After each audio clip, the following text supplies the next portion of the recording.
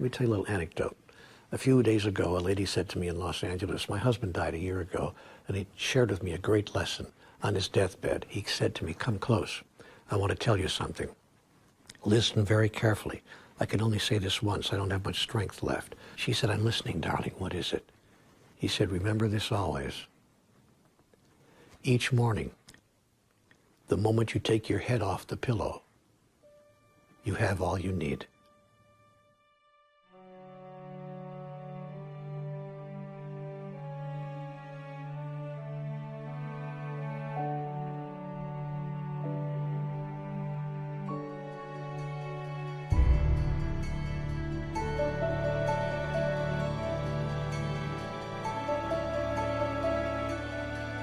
If we look at the mind as an iceberg, and the tip of the iceberg is what's above the surface. That's the conscious mind. That's the mind of choice. That's the action mind. What's below the surface, and that's most of the iceberg, right? That's the subconscious mind, like a submarine. You don't know it's there, but it's there, unless it surfaces.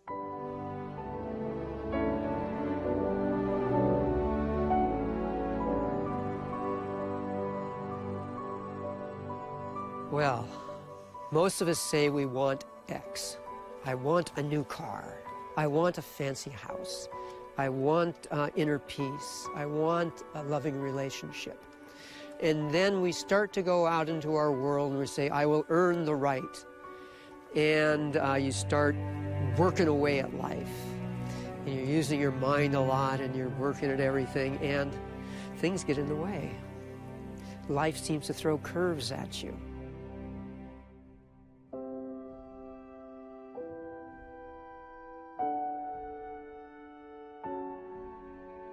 You can think of everyone in this world that you know as dragging a whole bunch of suitcases behind them.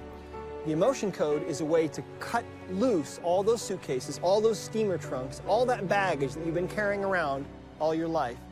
The end result of that is that you become light and you become able to manifest into the world what you're supposed to be able to manifest. Imagine living in a world where everyone is actually manifesting from their heart into the world their perfect creation that is inside each of them. That's where we're going.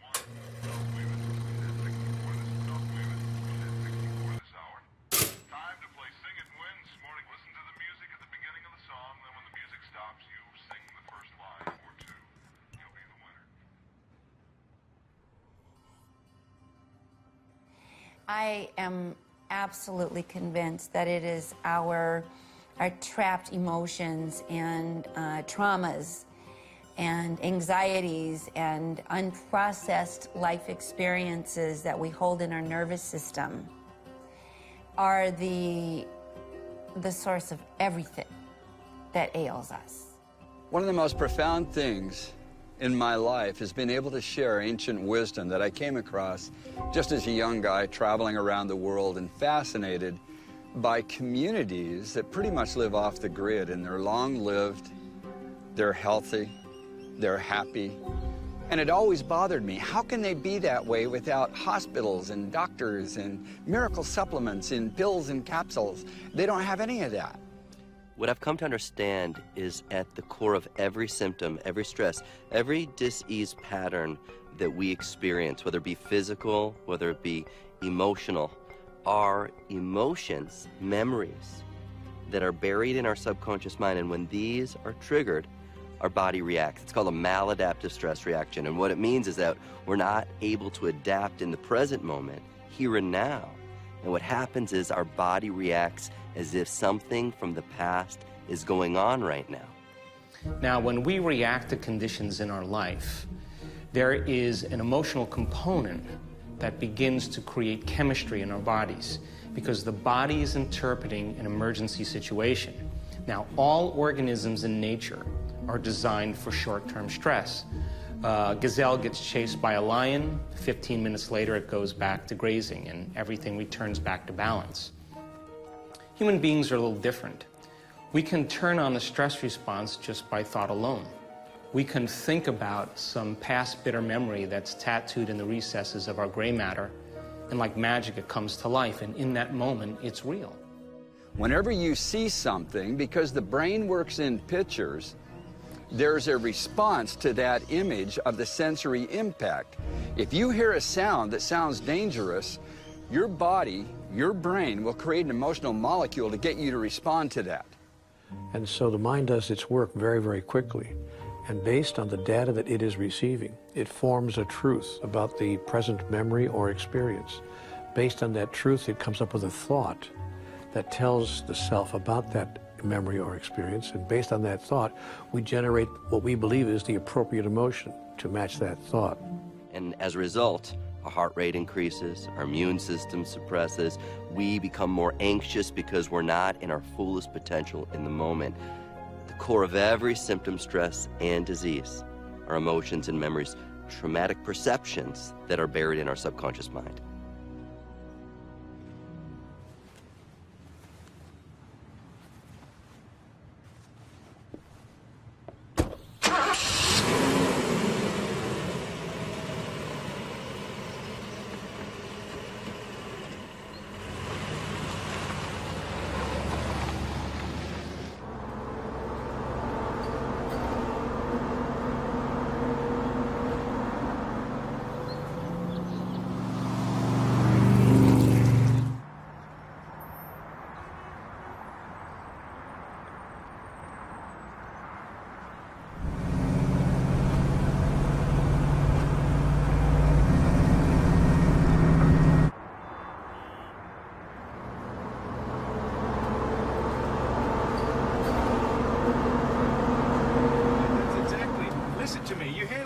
Like you handle every other witness, you grab him by the balls.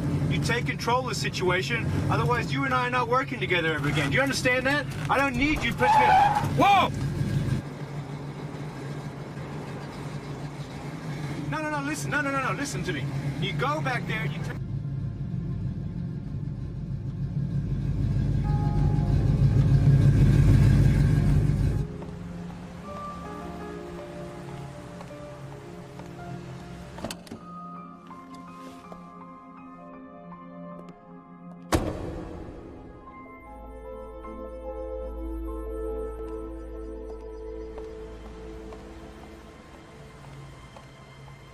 First of all, to understand how the emotion code works, you have to understand that the human body is really nothing but energy. If you look at your hand, for example, that hand looks pretty solid. But if you were to magnify that hand 1,000,000 times, you'd be looking face to face with a single individual atom. And if you could look into that atom, you'd see there's really nothing in there but empty space and infinitesimally tiny energies zipping around at the speed of light. And that's really what we are. We're beings of pure energy. We are composed of all these countless energies, tiny energies, that are all flying in this close formation, giving us this experience that we're having in this world. Emotion means energy movement. And it's our thoughts that create our emotions. It's our emotions that create our behaviors. Well, when we feel an emotion strongly enough, what we're really feeling is a vibrational energy. Every emotion has its own specific vibrational frequency. Anger is a different emotional energy, a different frequency, a different vibration than frustration, and that's different than sadness, and they're all different. But when you're feeling an intense emotion, your whole being can take on this vibration, and it's during those times that sometimes the energy of that emotion that you're feeling is too powerful, and that energy can become trapped and stuck in the body. And a trapped emotion, we have found, is literally a ball of energy from about the size of a baseball to about the size of a cantaloupe. And these will lodge anywhere in the body and disrupt the normal energy field of the body. And because that's all the body really is an energy field, when you distort that energy field, you eventually start to have problems, because what you're really doing is you're distorting the tissues of the body themselves. And if you distort tissue and you irritate tissue long enough, that tissue starts to have problems, and it can go through those changes that we call cancer. So to me, one of the most fascinating things of the ancient Swinwet, the lady scholastic healers of ancient Egypt, was they knew there was only one disease, not 20, 26, 30, 36,000 diseases like we're taught today amongst the masses. They knew there was one, and it was chaos at the level of the Neters. 600 BC, Democritus and others in the Greco-Roman period called that word the atomos. Today we know it as atoms. The only disease that exists in the human experience is chaos at the atomic level, which leads to chaos at the molecular level, which leads to chaos at the cellular level. And when enough cells are in chaos, you feel it as a sign or a signal of a chaos or an offense in the body. That's what the word symptom means, a sign or a signal of a chaos. It's been proven that every cell in your body works on a vibration, an energy field. The physical body is grown within an energy field that resonates at a particular vibration. Through stress, that vibration becomes weaker, causing the physical element to be under pressure. So the removal of stress creates health. I think it's the AMA says 80% of all health issues are stress related.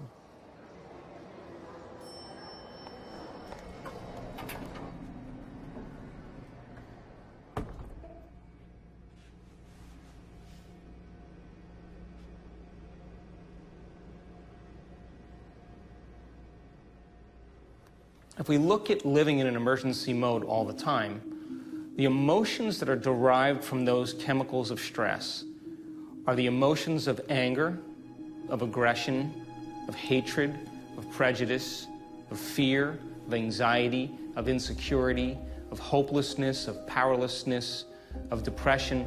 Those long-term effects of those chemicals are the emotions that most people call normal states of consciousness. In the ancient world, they knew that negative emotions store all through the anatomy of the body, and it affects the emotional physiology or function of the anatomy. Your body is your unconscious mind. It doesn't know the difference between an experience in your life that creates an emotional response and an emotion that we fabricate by thought alone. To the body, it's believing it's in the same environmental conditions. So it's a scientific fact that the chemicals of stress dysregulate and downregulate our genes that create disease. It's a fact. So if we can turn on a stress response just by thought alone, and those chemicals can make us sick, then by very definition, our thoughts can make us sick. They believed anciently that the emotions were actually generated by the organs in our bodies, and I believe that that's absolutely true. When we're feeling an emotion of anger, for example, that emotion is actually being created. That frequency is generated by the liver in most cases. Think about people who drink. Oftentimes, they overstimulate the liver and they become angry. On the other hand, the lungs produce the emotion of grief, among others, and so people who tend to have a lot of grief in their lives tend to suffer from lung issues. I want you to understand why different cultures knew. If you have a pain in your thumb, that's very significant and a very significant emotion. If you have a pain in your elbow, your shoulder, if you feel a little pain in your chest, in your hips, in your stomach, in your intestines, a lot of people don't understand anymore the connection of the entire body to the brain, and the brain seeing pictures that create emotions which create behaviors. Because emotions are a record of the past. And so if the emotion is stored in the body, then the body literally is living in the past. And the body, as the unconscious mind, believes it's in the same environmental conditions 24 hours a day, 7 days a week, 365 days a year. The body's literally living in the past. Emotions tend to build up, and we tend to push them away as they build up because we've been taught to resist things that don't feel good instead of feel the things that don't feel good.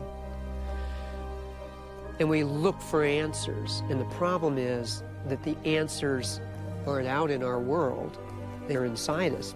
because the feelings are from inside us. When I look at the mathematics I've written and the concepts that these mathematics bring, it shows that within every proton, every subatomic particle in the nuclei of atoms is all the energy, all the information of all other atoms in the universe. So when we go inwards is when we actually connect with that oneness, with that connectivity of all things. We've got a physical body, and we've got an energetic body. And that energetic body is known as the Chakra System, and there's 7 of them. And so our beliefs, the energy of our beliefs, is stored in the light body of our chakras. And depending upon which chakra is involved, influences how we then perceive ourselves in the world around us. And we call these trapped emotions patterns, but we do experience them that way. If it's an experience that we have not completed and come back to self, we do find a way to keep repeating those experiences. And so we re-traumatize ourselves. We pick partners that create re-traumatizing experiences that we had as a child with one of our primary caretakers or our parents or school teachers when we were very impressionable. We keep creating the same emotional dynamics, the same creative frustrations, the same physiological disabilities, and because our energy is not flowing.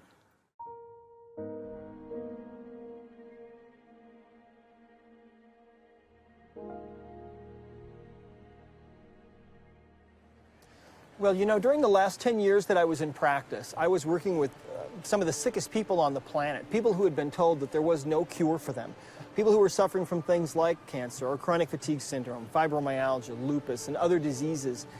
What I found was that the subconscious mind absolutely holds the key to understanding the true underlying reasons why those people were sick. Now, our subconscious mind from conception to puberty, primarily conception to 7 years of age, is programmed with emotions, memories. From the beginning of your birth, you start encoding the world in good experiences and bad experiences, and the unconscious mind holds this and stores it and makes it real to your conscious mind later on in life. We're successfully producing whatever it is we produce. If you're depressed, you're doing something correctly inside your mind. If you have pain inside your mind, there's a resource to help create and manifest it in a belief system.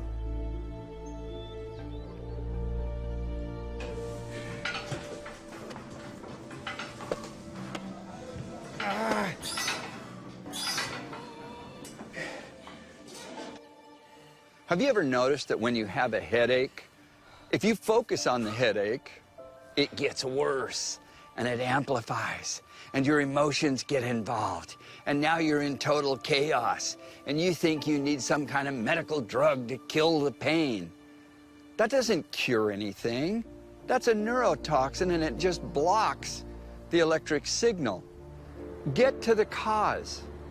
What is the negative source, the toxic emotion and or the toxicity of something that you're eating and drinking that's also affecting your emotions in a negative way? Detox it, clear it. And there's no doubt that one of the leading causes of physical pain is the storing of negative emotional molecules. So it's a signal to you from the different points of anatomy that, hey, the emotions you have been feeling and going on with is storing here and it's causing a chaos or a discomfort. You need to switch it up, go to the positive form of that emotion, and it's so interesting how pain in the human body can diminish. What I have found is that 90% of all the pain that we experience is due to trapped emotions, to emotional baggage. I think that this is really the elephant in the living room in Western medicine that we are missing completely. When people are in pain in Western medicine, we give them drugs to suppress that pain. When people have diseases, we give them medications to suppress the symptoms of those diseases, when in reality, those symptoms are the body crying out, telling us there's something wrong here. The imbalances that we suffer from are what ultimately manifest as disease. And the single biggest imbalance that we suffer from is emotional baggage, our trapped emotions, those energies that stay with us after these traumatic emotional events that we suffer from. The stresses and upsettedness that seems to come into our life, they change. And as they change, our world changes. It's absolutely astounding that changing how you relate to something changes everything in your world. So many of us become defined by past experiences, and we live by those emotions, but that's not who we are. Those emotions are just a record of the past, and when we begin to become aware of that, then we begin to retire the old self, neurologically, biologically, genetically, and we begin to create a whole new self. And so what happens in today's world, because of what we have set up that we call civilized society, so many of the things that are pushed upon the masses create negative emotional molecules. Once they're formed, they're real, and you can't even get them out of the body unless you know how to. Because they're like magnesium and calcium, if you don't know how to get them out of the body, they store in anatomical sites and actually affect physiology, the function of the anatomy. And that leads to diagnostics of disease or discomfort. It's important we understand how to remove negative emotional molecules and restore them with positive emotional molecules. That's the very foundation of health, life, and longevity.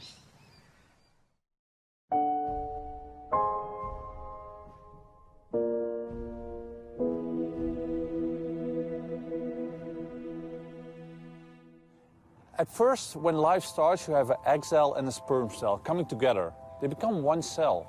They become 2 cells, they become 4 cells, they become 8 cells, until you have like 50 trillion cells.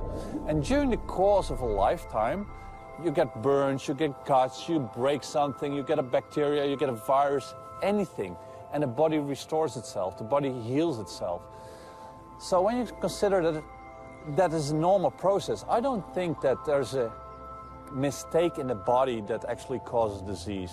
So if that's the case, there must be a very specific use for diseases or symptoms to occur. And I think it's the body reacting to surrounding elements, to stressors you perceive, in a way for the body to cope with the stressor and actually deal with it. I look at every symptom as a conversation. That there's nothing that happens in the body. There is actually nothing that happens in our life by coincidence. We are not made wrong. We're not broken. We're not missing anything. That every so-called problem of the body is a portal. It's a doorway to access this invisible, unseen energy that is guiding our cells to communicate from our brain to our body, from our body to the outside world, so that we can adapt in any given moment. And so when we can begin to look at symptoms, when we can begin to look at our behaviors, whether it be addiction, whether it be, obsessive, compulsive, ritualistic ways of being, as a conversation, then we can join the dialogue. Then when we join the dialogue, that becomes the gift, because once you observe the symptom, once you observe the stress as a conversation, you can participate in it, you can guide it, you can influence it, you can learn from it, you can grow from it. Everyone knows someone that is in pain, and everyone knows someone that is dealing with depression or anxiety or self-sabotage in some way. Many of us know someone who's dealing with post-traumatic stress disorder, and it is these emotional energies, these invisible energies, that are the underlying cause of all of these things, in my experience. So I'm really also of the belief that, though, trapped emotions are the source of everything that causes us difficulty in life and keeps us from being in our divine nature. I'm also a great believer that it's not that difficult to begin to move this energy once we are aware that that's what's trying to happen.